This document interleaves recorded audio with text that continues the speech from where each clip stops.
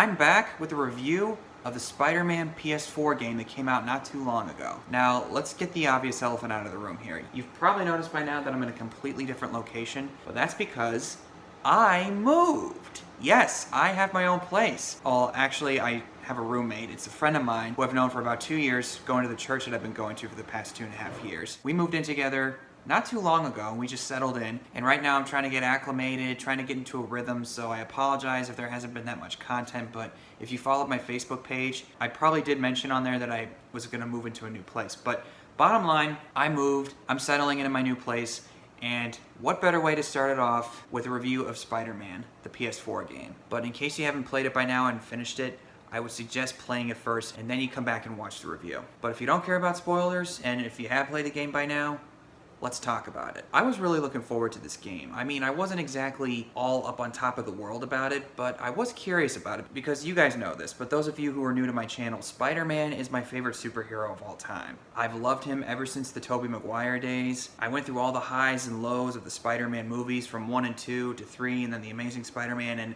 hopefully in a better direction with Homecoming with Tom Holland. And there's various other incarnations of Spider-Man that I've liked, such as the 90s show, the little bits of the Spectacular Spider-Man that I've seen, and some of the video games I've quite liked too, like Shattered Dimensions and some of the movie-based Spider-Man games that have been produced over the years. And I was hearing a lot of good buzz about it, but I kept my hype meter down because usually, as much as I hated to do that, hype really leads to disappointment a lot of the time. So I bought it and I played it. I finished it about maybe a week or two ago. I like to take my time and let certain things soak in as I play the game. I don't like to finish it all in one sitting. Come on, you gotta live a little bit outside of this stuff. This game is awesome. It's great. In this game, Peter Parker is much older and more experienced. I want to say maybe late 20s, early 30s maybe. He's working for Otto Octavius, but he's also working at a place called Feast, which is run by a man named Martin Lee, and also Aunt May, which is a shelter for homeless people in New York City. Okay, if you heard a noise, that's the dehumidifier going on. It's on an auto setting, so just bear with me.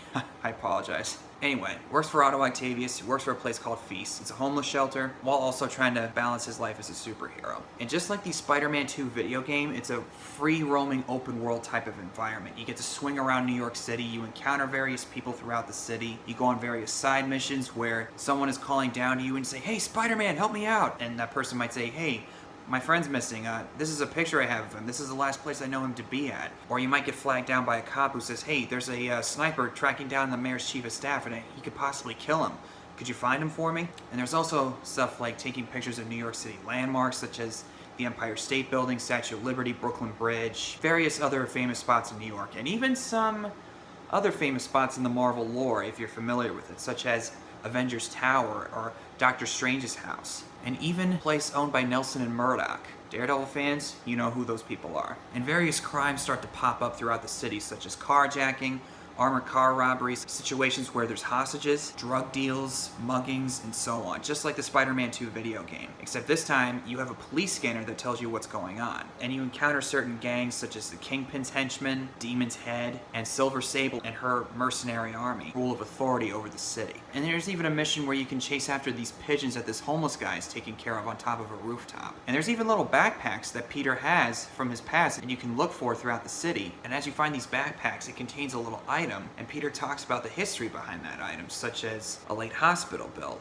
or a Spider-Man plushie. But unfortunately, he couldn't give his rights away to the company that made it because then he'd have to reveal his identity. And there's also a piece of glass that you find that belonged to Mysterio, and insulation gloves that Spider-Man used in his first big fight with Electro. There's a lot of great Easter eggs in this game, but thankfully this movie doesn't rely on those things, as it would be so easy to do. This is a really good story, and a very faithful, respectful take on the character. Not only do you play as Spider-Man, but you also get to play as Peter Parker a few times in this game, helping out Aunt May at the Feast shelter that she's running, or working in Dr. Octavius' lab, where you get to work on certain gadgets and rewiring circuitry for Otto Octavius' equipment, which makes you use your intellect. You get to figure out, okay, how much charge should I give this, or how much less of a charge has to go in here. I like it when a game can make you use your head and make you think a little bit. I mean, there are times where it does get a little frustrating because you have to time it at just the right moment. And Peter Parker in this game, I think, is a very sympathetic and very endearing character, as we all like him to be. At first, when I saw the trailers, I thought, he looks too much like Andrew Garfield. I don't know if I'm on board with this, but Huh. Never judge a book by its cover, right? He's actually a very believable version of the character. Not that looks really matter, but it helps that he doesn't look like a supermodel. At least, I don't really think he does. It's just the way his character's played out, it makes you feel like, yes, this is Peter Parker. It's not just some Andrew Garfield knockoff. And other characters that show up, Norman Osborn is in this game as the mayor of New York City, Otto Octavius, Aunt May. Mary Jane is in this game also, but she's also a Lois Lane type of character where she plays a reporter for the Daily Bugle, instead of being an actress or a model as she's usually played in other versions. And seeing the relationship play out between her and Peter, I found that very engaging, but also kind of heartbreaking because at this point in this universe, they've broken up, but then they have to team up again when certain events start happening in the city. And you can see that Peter's still trying to find that spark again, trying to reconnect with her in some way. And she is trying to reconnect with him too, but there's still a little bit of tension there because of how overprotective he was and how too willing she was to put herself in a dangerous situation and not considering getting other people's help. And also, just like The Last of Us where you get to play as Ellie, you get to play as Mary Jane. That's actually really cool. Now obviously she plays very differently from Spider-Man, but you get to sneak around certain areas to get information on the enemy. And there's also a sequence in Grand Central Station where there's a hostage situation and Spider-Man's sneaking up above on the pillars and the wiring and whatnot. And MJ just pinpoints the exact spot where a henchman is vulnerable to attack, and she says, okay, do it. And Spider-Man drops down and does a stealth attack, kind of like Batman. Speaking of Batman, this game does take a lot of inspiration from the Arkham games, which I think are some of the best superhero games and even some of the best video games ever made. Yeah, that's kind of a stretch, but I think so. There's a lot of dodging, there's a lot of button mashing, but obviously it's a very different way of doing it because Spider-Man and Batman fight differently. But with this game, it took a long time for me to get the hang of the controls because there were so many times where Spider-Man dies, or my health drops to 0 and game over and I had to restart again. Now thankfully, there's no scenes like this when you die, but still, every time that I died in this game, I wanted to claw my eyes out. It was so frustrating. But after a while, after I beat the main storyline, that's when I started to figure out ways to stay as healthy as I could and beat the thugs a lot quicker or subdue them. And also another similarity to the Arkham games, when you beat the last guy of a certain group of enemies, there's a slow motion effect that happens where Spider-Man punches him and it goes whoo, and it lets you know that you won the fight, just like Batman does in the Arkham games. Could you say that's too derivative? Yeah, perhaps, but honestly, I don't really see that as a problem. Because let's face it, other forms of entertainment have taken inspiration from other forms of entertainment as well. Whether or not that's a bad thing is entirely down to personal opinion. But for me, I thought it was fine. Now with Norman Osborn as the mayor of New York City, he has a pretty huge target on his back. I mean, we all know how important Norman Osborn is to the Spider-Man universe. Now, as far as I can tell, there hasn't been any mention of Norman Osborn being the Green Goblin in this universe. Maybe there has, but they're not talking about it, or maybe I haven't found enough backpacks to tell me whether or not the Green Goblin exists. But I'm wondering if they're building up to the Green Goblin if they haven't already. But clearly, a lot of people do not like this guy. And he's portrayed as kind of like a mixture between Norman Osborn from the 90s show and the comics, as well as Willem Dafoe's character, who was a bit more of a human and more sympathetic and more of a normal guy, but does have that cold, cynical businessman archetype to him when he's dealing with the politics of the city or stuff about his company, the backstabbing dealings and so on, and because of his history with Otto Octavius, which led to the creation of this new villain called Mr. Negative, also known as Martin Lee. It was kind of cool to see a new villain for Spider-Man to take on because Martin Lee, who's known as Mr. Negative in the game, is the head of the feast shelter that Aunt May's working for and the one that Peter's working for. Does a lot of good for the city, but it's one of those characters that you can also understand why he's doing what he's doing, even though you recognize what he's doing is wrong. And it's revealed that there was some kind of experiment with his birth parents, and because of certain experiments that happened to him while his mother was pregnant with him, he came out of it being a superpowered being, which therefore killed his mom and dad. And Norman was insistent on getting these experiments taken care of, and Otto said, no, it's too dangerous. This is not gonna work. And that's what led to practically almost everybody being against Norman Osborn. Also led to Otto Octavius going on a personal crusade against Norman. Speaking of Otto, Doc Ock is in the game. I didn't expect Doc Ock to show up this quickly, actually. I was expecting it to be kind of a slow burn and a hint of what was to come in the next game, if there's gonna be another one. But as I stated before, Peter's working for Otto and creating technology to replace people's limbs, like arms and legs. And as the game went on, I started to realize, oh man, he's going to become Doc Ock soon. And I was starting to dread it because you actually sympathize with Otto. You understand his place in life. And as his condition and his psychosis deteriorated, I was dreading the moment when he was going to become Dr. Octopus. In that particular aspect, the relationship between Peter and Otto personally reminded me of the teacher-student relationship that was established in Spider-Man 2 between Peter and Otto with Alfred Molina and Tobey Maguire. Done in a different way, but still very well realized. Oh, and another thing that came to mind is that there's these little laboratories that are on these certain rooftops across the city that Harry Osborn left for Peter to use in order to protect New York City's environments. There's one where you get to analyze this toxin in the ponds in Central Park, and then you get to spray certain antitoxins across these certain areas that involve the avian flu. Speaking of the avian flu, one line that Spider-Man says, "I bet you the Avengers don't have bird poop missions." And Jonah Jameson has an appearance in this game, but not where you actually see him physically. He has a podcast called Just the Facts, which you can subscribe or unsubscribe to if he annoys you too much, but I stay subscribed because it is just hilarious. It's so Jonah that it actually makes me wish that J.K. Simmons voiced the character, because that would have been even better. But in a lot of ways, he's kind of like one of those political talking heads like Alex Jones or Bill Maher or any other conspiracy theorist or typical political talk show host that's just spouting out BS about certain things. And in this case, he's spouting out all these negative things about Spider-Man. You know, he's a menace to the entire city. I want that wall-calling arachnid prosecuted. I want him strung up by his web. I want Spider-Man. I apologize for my impersonation. I got carried away.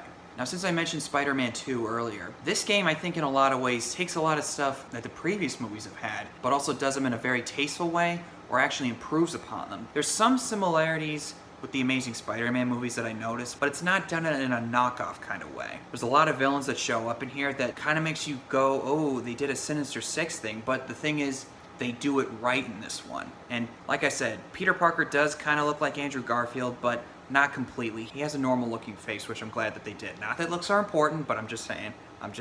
And the teacher-student relationship between Peter and Otto, as I said, was very similar to the one that Alfred Molina and Tobey Maguire portrayed in Spider-Man 2. And you know what? I wish this game was a movie. The cutscenes are so well done, and some of them are actually quite powerful. Which brings me to my next point. Miles Morales is in this game. I knew that he was going to be in the game, but I had no idea how he was going to be used. He's the son of this police officer that helps out Spider-Man named Jefferson Davis, who helps Spider-Man try to figure out the activities of the Demon's Head, but ends up being killed in an award ceremony at City Hall, led by Norman Osborn. And you see Miles Morales dealing with the loss of his father and ending up working for Aunt May at the feast shelter. And you actually get to play as Miles Morales in this game, just for a little bit though. But you also see like a student-mentor bond form between him and Spider-Man, or also Peter Parker. And he also gets bitten by a spider that actually snuck onto Mary Jane and then snuck away from her and got onto Miles's body when they were talking to each other at the feast shelter. And I absolutely loved how they played this character out in this game. It is so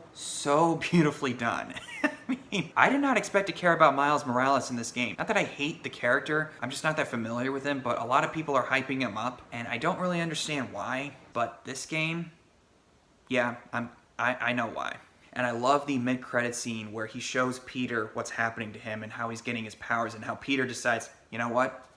I feel you. I was the same way when I was your age. Speaking of the ending, that ending just caught me by surprise. The ending I did not expect to happen the way it did. The way that Otto reveals to Peter that he knew about Peter's secret being Spider-Man, and where they left that off and how Otto had to give up his arms and was thrown into the raft, possibly planning revenge, but we'll see what happens in a future game if they make one. And also, because of that toxin that was spread throughout the city by Otto Octavius, Aunt May's infected with it, and Spider-Man has the cure, but he has to decide, do I give it to Aunt May and let a bunch of citizens in New York die? Or do I give it to the citizens of New York and sacrifice my Aunt May? I better not cry talking about this, but the final conversation that Peter has with Aunt May when Aunt May tells her, I want to see my nephew, and Spider-Man takes off his mask. You knew all along? Yes, Peter, and I am so proud of you. This is the first time I've cried in a video game since The Last of Us. I'm not kidding. I literally started tearing up. It was out of control. And also, the mother-son relationship that Peter and Aunt May have, you couldn't do it any better than that. Just like Tobey Maguire and Rosemary Harris in the original Spider-Man movies. And thankfully, Aunt May is not portrayed as a cougar. for lack of a better term. She's an old woman, but not as old as like a grandma would be. It works in this game, I'm just saying. And I didn't really talk much about Silver Sable. I'm not that familiar with Silver Sable, but she was fine. I didn't mind her that much. But I found her Silver Sable agents to be kind of a nuisance. I mean, they are establishing a militaristic rule across New York, but whenever you fight those guys in a combat situation, the ones on the jetpacks, the Boba Fett wannabes as I call them, they get on my nerves. Oh yeah, and you get to track down certain locations that Black Cat leaves behind, taking pictures of a certain place that Black Cat's looking to rob, and then eventually when you cover all these areas, you find her hideout in an underground bunker on the west side, and she leaves a stealth suit for Spider-Man, but then you hear from this cop, Yuri, that Spider-Man is partners with on the NYPD, that she broke into the NYPD lockup and stole back her suit. I don't think anyone would disagree. She's basically the Catwoman of Marvel. Well done, Felicia. Well done. Apparently Black Cat's gonna be in a DLC at some point for this game. I don't have internet access at my house just yet. I'm gonna have to wait a little while. I'll play the DLC and then I'll see what I think. Oh yeah, and also, I mentioned the mid-credits scene already, but the post-credits scene, it's established earlier in the game that Harry's away on some kind of a school internship, but it turns out he's sedated in this water tank and Norman's trying to find a cure for him. I could be wrong, but I think he was trying to figure out something with Otto's anti-serum in order to use that on Harry. I don't know, but I have to wonder, are they building towards the Green Goblin, where he creates a serum for himself, but then he becomes the Green Goblin, if he hasn't been the Green Goblin by now? I mean, this is just speculation on my part, but I have a feeling that's what they're doing. I know some people are probably tired of the Green Goblin, but come on. He's Spider-Man's arch nemesis. He's basically what the Joker is to Batman, or what Darth Vader is to Luke Skywalker. And I really, really, really hope that we get a second game. I would love to see a sequel. Because as I said, there's certain things that are left open, but it's not done in a way where I feel it's contrived or so on the nose. They do it in just the right ways where it makes you go, I could see this possibly coming back in a future sequel. And Insomniac, please, please make another game. Please do. I hear you got other Marvel games that you got in production or in development, which is cool. I'm all for that, but for Spider-Man, please do another one, please, because this was really good. I mean, there's so many other things that I'm not even mentioning. That Kingpin is also in this game, but very briefly. Yeah, I mean, I can't really think of anything else to talk about. As far as negatives go, there might be a couple of glitches in the game here and there, but nothing that really degrades the experience for me. Overall, this game is awesome, and I would strongly recommend it to anybody who's interested. And if you're not into games, maybe just give at least the walkthrough of the gameplay footage online a try. You might be surprised, because video games, I think they're starting to become just as legitimate as movies go. The Last of Us is a good example of that, as is this one. So those are my thoughts on the Spider-Man PS4 game. What are your thoughts on it? Do you like it? Think it's alright, or do you hate it? Whatever it is, comment below and tell me, and I will see you guys next time.